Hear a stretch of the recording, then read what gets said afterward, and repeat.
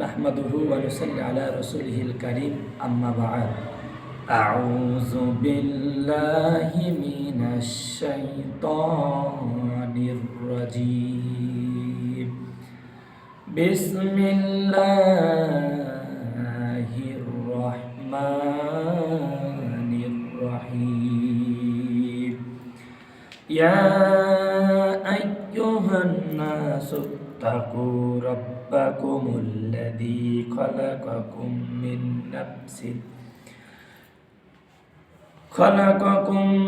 نفس واحدة وخلق منها زوجها وبث منهما رجالا كثيرا ونساء واتقوا الله الذي تساءلون به والأرحام إن الله كان عليكم رقيبا صدق الله العظيم মহান আল্লাহ রব্বুল আলামিনের দরবারে শুকরিয়া যে মহান আল্লাহ রব্বুল আলামিন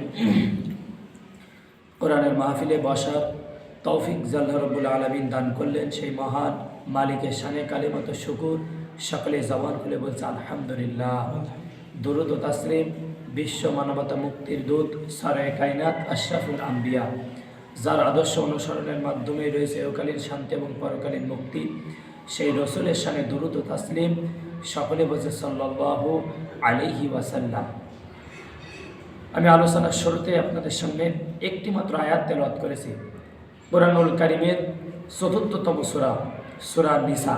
আল্লাহ রাব্বুল আলামিন নারী জাতির তার কেমনভাবে এই পৃথিবীতে বিচরণ করবে, নারী জাতির কতটুকু সম্মান আল্লাহ তাআলা এবং তার রাসূল দিয়েছেন, নারীদের যে মর্যাদা, যে সম্মান, সেই নারী বর্তমান সময়ে সেই সম্মানকে আজকের অবজ্ঞা করে, যার কারণে নারী জাতি আজকে অনেকটা জায়গায় সারা বহির্বিশ্বে, আমাদের বাংলাদেশেও অনেক স্থানে আজকের নারীরা নির্যাতিত, নিষ্পেষিত হচ্ছে, শুধুমাত্র এই কোরআনের বিধান, আল্লাহর বিধান না জানার কারণে, না মানার কারণে।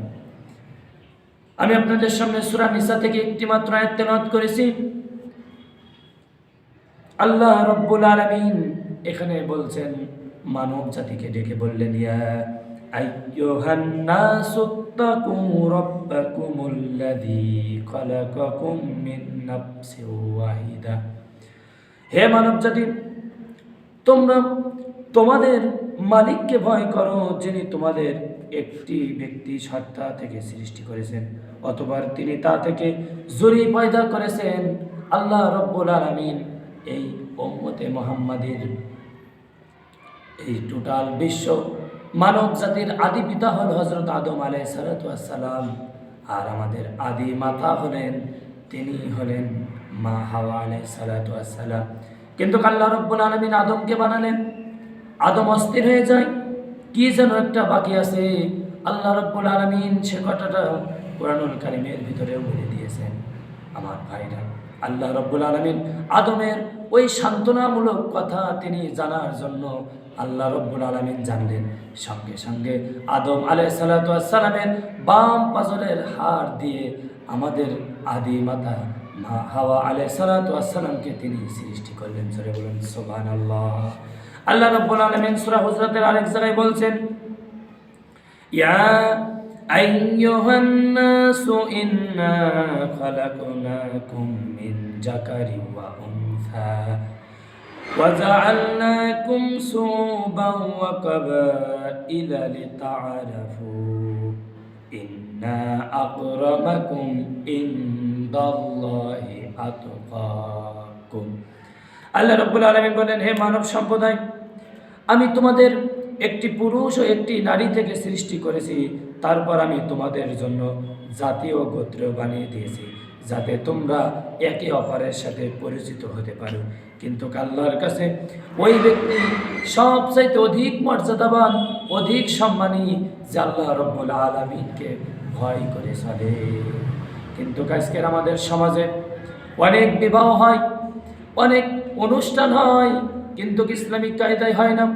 কোরআনের কায়দায় হয় না, আল্লাহ রসুলের বিধান অনুযায়ী হয় না, সুন্নত তরিকায় যদি আজকের বিবাহগুলো অনুষ্ঠিত হতো, তাহলে এই সমাজে বিবাহের আগে গায়ে হলুদ থেকে শুরু করে গান বাজনা আর অনেক ধরনের আনন্দ ফুর্তি এই সব কিছু কিন্তু বাতিল হয়ে যেত। কিন্তু আমরা এই কোরআনের বিধান মানি না, রসুলের সুন্নত আজকের মানি না, যার কারণে আমরা আজকের সমাজে বেশি লাঞ্ছিত এবং অপমানিত হচ্ছি এই কোরআন এবং সুন্নাহ অনুযায়ী বিবাহ অনুষ্ঠান না করার কারণে। আমার ভাইরা, আমার বন্ধুগণ, আল্লাহ রসুল সাল্লাল্লাহু আলাইহি ওয়াসাল্লাম তিনি বলেছেন, তোমরা যদি কোনো নারীকে বিবাহ করতে যাও তাহলে তোমরা 4টি বিষয় আগে লক্ষ্য করবা।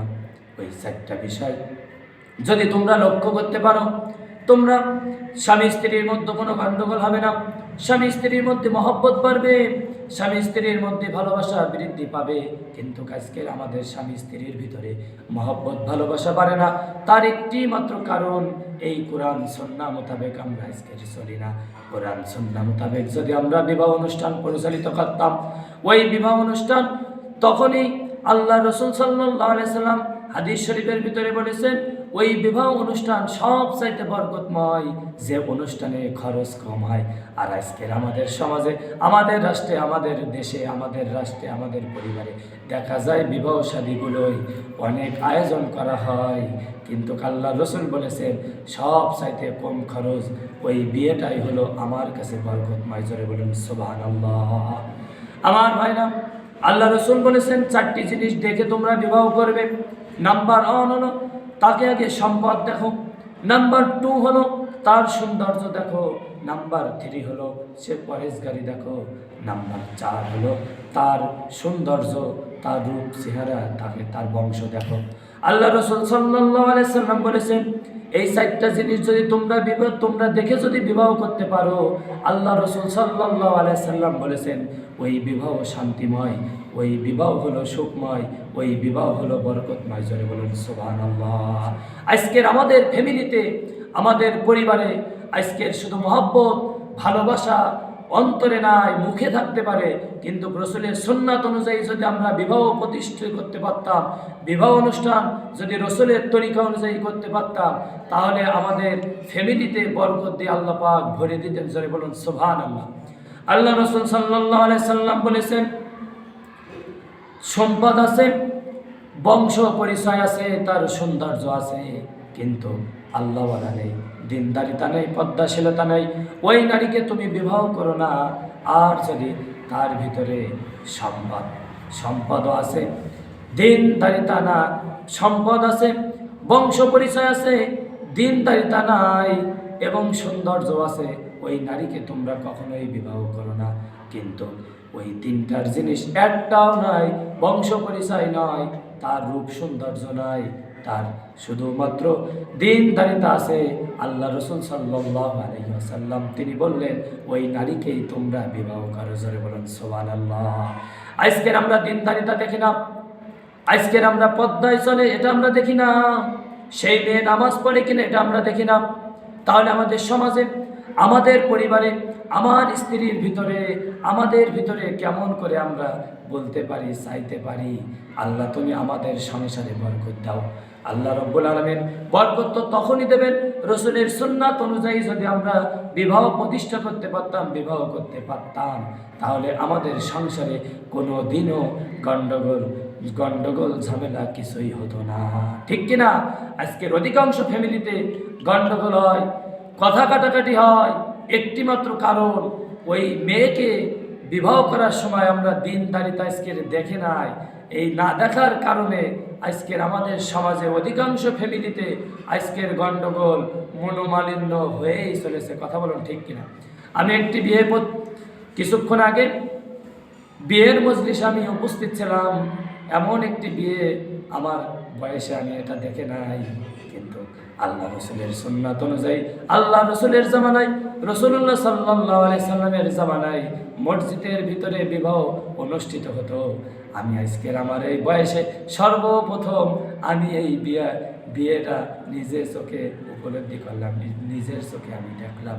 এর কারণ হলো সেই ছেলেটাও ইসলামিক মাইন্ডের, যার কারণে সেই মেয়ে ওই মহল্লার ইমামের কাছে তিনি ফোন করে বলেছেন যে আমি বিবাহ করব, কিন্তু আমার বিবাহ বাসায় হবে না, বাড়িতে হবে না, রুমের ভিতরে হবে না, আমার বিবাহটা রসুলের সুন্নাত অনুযায়ী হবে। রসুলের সুন্নাত অনুযায়ী যদি হতে হয় তাহলে আল্লাহর ঘর মসজিদে আমার বিবাহ দিতে হবে। আল্লাহ রাব্বুল আলামিন এই মসজিদে বিবাহ অনুষ্ঠিত সুন্নাত তরিকায় হয়েছে, এটা আমরা আল্লাহ তাআলার কাছে অনেক বড় শুকরিয়া আদায় করছি যে আল্লাহ রাব্বুল আলামিন আমাদের সমাজে আজকের এই সুন্নাতগুলো না থাকার কারণে অধিকাংশ ফ্যামিলিতে, অধিকাংশ পরিবারে আজকের বিভিন্ন ধরনের ফ্যাসাদ সৃষ্টি হচ্ছে। কিন্তু এই ফ্যাসাদ থেকে, অন্যায় থেকে, অবিচার থেকে কুলশত-মুক্ত যদি আমরা পরিবার রাখতে চাই, পরিবারে যদি মহব্বত বেশি পেতে চাই, তাহলে আল্লাহ রসুলের সুন্নাত অনুযায়ী অবশ্যই আমাদেরকে বিবাহ অনুষ্ঠিত করতে হবে। আল্লাহ রাব্বুল আলামিন আমাদের সকলকে সুন্নাত অনুযায়ী বিবাহ করার তৌফিক দান করুক। আমরা সকলে বলছি আমিন। আমি একটা আয়াত তেলাওয়াত করেছিলাম, আয়াতের শাব্দিক অর্থ বলে আলোচনা আমি শেষ করব। আল্লাহ পাক বললেন, হে মানব জাতি, তোমরা তোমাদের মালিককে ভয় করো। আমাদের মালিক হলো যিনি আমাকে আপনাকে সৃষ্টি করেছেন, তিনিই হলেন মালিক। যিনি আপনাকে খেতে দেন, যিনি আপনাকে সমস্ত কাজের সমাধান রেখেছেন, তিনিই হলেন রব, তিনিই হলেন আমাদের প্রভু, তিনি আমাদের রব।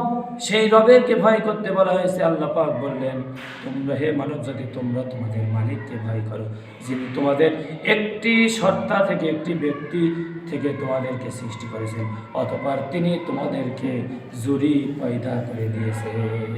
আল্লাহ পাক আরো বললেন, وَبَثَّ مِنْهُمَا رِجَالًا كَثِيرًا وَنِسَاءً وَاتَّقُوا اللَّهَ الَّذِي تَسَاءَلُونَ بِهِ وَالْأَرْحَامَ। তিনি তাদের থেকে বহু সংখ্যক নর এবং নারী ছিনিয়ে দিয়েছেন, বহু সংখ্যক নর এবং নারী ছড়িয়ে দিয়েছেন। হে মানুষ, তোমরা ভয় করো আল্লাহ তাআলাকে, যার নামে তোমরা একে অপরের কাছে অধিকার দাবি করো, এবং গর্ভধারিণী মাকে সম্মান করো। অবশ্যই আল্লাহ তাআলা তোমাদের উপর তীক্ষ্ণ দৃষ্টি রেখে চলেছেন। সব কিছুর খবর যিনি রাখেন তিনি হলেন আমাদের রব। আমরা গোপনে যেটা করি, প্রকাশ্য যেটা করি, লোকালয়ে যেটা করি, সামনে যেটা করি, পেছনেও যেটা করি, সব কিছুর খবর কিন্তু আল্লাহ রাব্বুল আলামিন রাখেন। আর আমরা যদি এই ভয় আল্লাহ রাব্বুল আলামিনের সদা সর্বদা যদি আমরা আল্লাহ পাকের ভয় যদি আমরা করতে পারতাম, তাহলে আমরা কখনোই অন্যায়, অবিচার এবং আল্লাহর বিরুদ্ধে রসুলের সুন্নাত অনুযায়ী না করে অন্য পন্থায় কিন্তু আমরা চলতে পারতাম না। কিন্তু আমরা আজকের আল্লাহর ভয় না থাকার কারণে আমরা অন্যায় করি, আল্লাহর ভয়ও করি না, চুরিও করতে আমরা দ্বিধাবোধ করি না, আমরা সন্ত্রাসও করি, চাঁদাবাজও করি, আল্লাহর হুকুম আমরা মেনে চলি না, রসুলের তরিকা অনুযায়ী আমরা বিবাহ অনুষ্ঠিত করি না। যার কারণে আমাদের ভিতরে সুখ নাই, শান্তি নাই। আমাদের সুখ শান্তি তখনই আসবে যখনই আল্লাহ রাব্বুল আলামিনের ভয় করে আমরা চলতে পারব। আল্লাহ পাক আরেক জায়গায় সূরা হুজরাতের ভিতরে বললেন, ইয়া আইয়ুহান নাসু ইন্না খালাকনাকুম মিন যাকারিন ওয়া উনসা ওয়া জাআলনাকুম শুউবান ওয়া কাবাইলা লিতাআরাফু ইন্না আকরামাকুম ইনদাল্লাহি আতকাকুম ইন্নাল্লাহা আলীমুন খাবীর। আল্লাহ পাক বলেন, হে মানব সম্প্রদায়, আমি তোমাদের একটি পুরুষ ও একটি নারী থেকে সৃষ্টি করেছি, তারপর আমি তোমাদের জন্য জাতীয় গোত্র বানিয়েছি।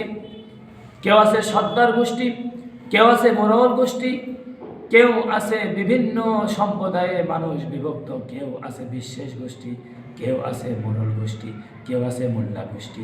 আল্লাহ রাব্বুল আলামিন বিভিন্ন গোত্রে, বিভিন্ন শ্রেণীতে, বিভিন্ন গোষ্ঠীতে আল্লাহ রাব্বুল আলামিন ভাগ করে দিয়েছেন।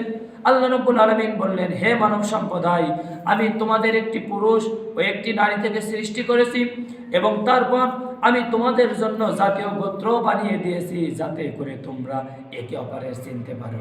মোরল গোষ্ঠী সর্দার গোষ্ঠীকে চিনবে, সর্দার গোষ্ঠী বিশ্বাস গোষ্ঠীকে চিনবে, বিশ্বাস গোষ্ঠী মোল্লা গোষ্ঠীকে চিনবে। এটাই হলো আল্লাহ তাআলার বিধান। আর এই বিধান আল্লাহ রাব্বুল আলামিন ১৫০০ বছর আগে আল্লাহ তাআলা তার রাসূলের মাধ্যমে জানিয়ে দিয়েছেন। আর মানুষগুলো এমনভাবে পরিচিত লাভ করবে যাতে করে এক ভাই অসুবিধায় পড়বে, আরেক ভাই এগিয়ে যাবে, এক ভাই অত্যাচারিত হবে, আরেক ভাইকে সেখানে কথা বলবে, এক ভাই অসুস্থ থাকবে, আরেক ভাই তার সেবা যত্ন করবে।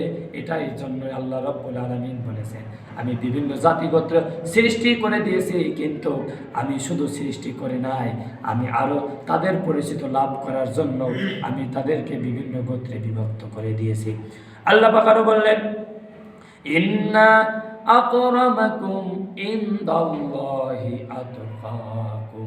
আর আল্লাহ তাআলার কাছে ওই দাড়ি থেকে আল্লাহ তাআলা বিচার করবেন না, আপনার ওই টুপি থেকে, লম্বা টুপি থেকে আল্লাহ তাআলা বিচার করবেন না, আপনার লম্বা জুব্বা থেকে আল্লাহ বিচার করবেন না। আল্লাহ একমাত্র বিচার করবেন যে ব্যক্তি, যে বান্দা আমি আল্লাহকে সবচাইতে বেশি ভালোবাসে, বেশি ভয় করে, এই ব্যক্তি হলো আমার কাছে, আমি আল্লাহর কাছে অধিক প্রিয় এবং মুত্তাকি। জোরে বলুন সুবহানাল্লাহ। আল্লাহ তাআলার কাছে ওই ব্যক্তি বেশি সম্মানিত, মর্যাদার অধিকারী, যে ব্যক্তি আল্লাহ রাব্বুল আলামিনকে ভয় করে। আর আল্লাহ রাব্বুল আলামিন বললেন, ইন্নাল্লাহা আলীমুন খাবীর। আর আল্লাহ তাআলা সকল বিষয়ে সম্পর্কে খবর রাখেন। আমরা আল্লাহ রাব্বুল আলামিনের এই দুটি আয়াতের উপর অল্প কিছু কথা বলেছি। কথার ভিতরে যদি ভুল হয়ে থাকে আপনারা ক্ষমা সুন্দর দৃষ্টিতে দেখবেন। আল্লাহ রাব্বুল আলামিন এই দুটি আয়াতের উপর আমল করার তৌফিক দান করুক। আমরা সকলে বলছি আমিন। আখিরি দাওয়ানা আলহামদুলিল্লাহি রাব্বিল আলামিন। আসসালামু আলাইকুম ওয়া রাহমাতুল্লাহি ওয়া বারাকাতুহু।